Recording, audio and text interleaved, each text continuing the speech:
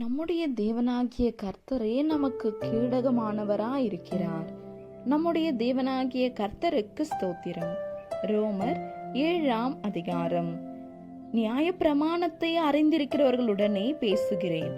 சகோதரரே, ஒரு மனுஷன் உயிரோடு இருக்கும் அளவும் நியாயப்பிரமாணம் அவனை ஆளுகிறதென்று அறியாமல் இருக்கிறீர்களா? அதெப்படி என்றால், புருஷனையுடைய ஸ்திரீ தன் புருஷன் உயிரோடு இருக்கும் அளவும் நியாயப்பிரமாணத்தின்படியே அவனுடைய நிபந்தனைக்கு உட்பட்டிருக்கிறாள். புருஷன் மரித்த பின்பு புருஷனை பற்றிய பிரமாணத்தினின்று விடுதலையாயிருக்கிறாள். ஆகையால் புருஷன் உயிரோடு இருக்கையில் அவள் வேறொரு புருஷனை விவாகம் பண்ணினால் விபச்சாரி எனப்படுவாள். புருஷன் மரித்த பின்பு அவள் அந்த பிரமாணத்தினின்று விடுதலையானபடியால் வேறொரு புருஷனை விவாகம் பண்ணினாலும் விபச்சாரி அல்ல. அப்படி போல என் சகோதரரே, நீங்கள் மரித்தோரிலிருந்து எழுந்த கிறிஸ்து என்னும் வேறொருவருடையவர்களாகி தேவனுக்கென்று கனி கொடுக்கும்படி கிறிஸ்துவின் சரீரத்தினாலே நியாய பிரமாணத்துக்கு மரித்தவர்களானீர்கள். நாம் மாம்சத்திற்கு உட்பட்டிருந்த காலத்திலே நியாய பிரமாணத்தினாலே தோன்றிய பாவ இச்சைகள் மரணத்துக்கு ஏதுவான கனிகளை கொடுக்கத்தக்கதாக நம்முடைய அவயங்களிலே பலன் செய்தது. இப்பொழுதோ நாம் பழமையான எழுத்தின்படி அல்ல, புதுமையான ஆவியின்படி ஊழியம் செய்யத்தக்கதாக நம்மை கட்டியிருந்த நியாய பிரமாணத்துக்கு நாம் மரித்தவர்களாகி அதினின்று விடுதலையாக்கப்பட்டிருக்கிறோம். ஆகையால் என்ன சொல்லுவோம்? நியாய பிரமாணம் பாவமோ? அல்லவே, பாவம் இன்னதென்று நியாய பிரமாணத்தினால் நான் அறிந்திருக்கிறேனே அன்றி மற்றபடி அறியவில்லை. இச்சையாதிருப்பாயாக என்று நியாய பிரமாணம் சொல்லாதிருந்தால் இச்சை பாவம் என்று நான் அறியாமல் இருப்பேனே. பாவமானது கற்பனையினாலே சமயம் பெற்று சகலவித இச்சைகளையும் என்னில் நடப்பித்தது. நியாய பிரமாணம் இல்லாவிட்டால் பாவம் செத்ததாயிருக்குமே. முன்னே நியாய பிரமாணம் இல்லாதவனாய் இருந்தபோது நான் ஜீவன் உள்ளவனாய் இருந்தேன். கற்பனை வந்தபோது பாவம் உயிர் கொண்டது, நான் மரித்தவனானேன்.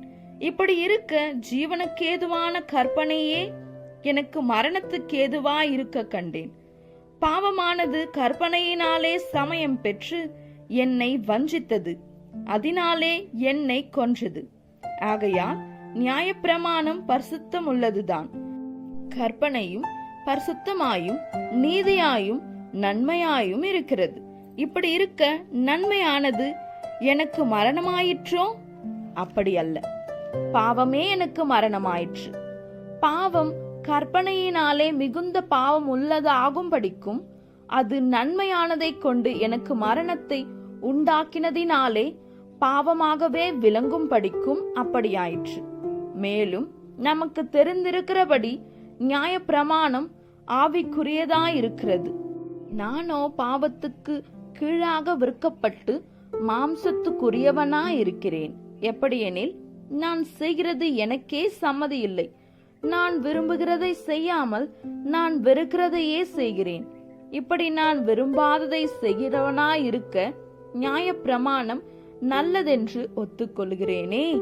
ஆதலால் நான் அல்ல, எனக்குள் வாசமாயிருக்கிற பாவமே அப்படி செய்கிறது.